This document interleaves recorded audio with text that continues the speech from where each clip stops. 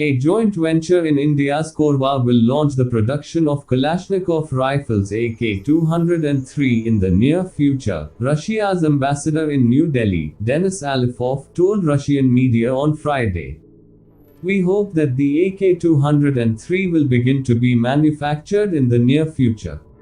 At the moment, purely technical final touches are being put to the contract, Alifov said.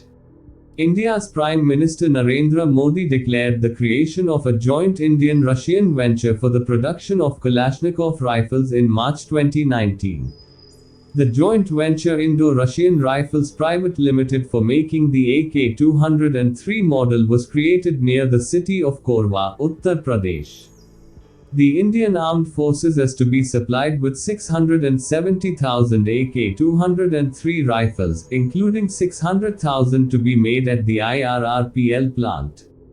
India is to become the first country to begin the production of the AK-203 outside Russia.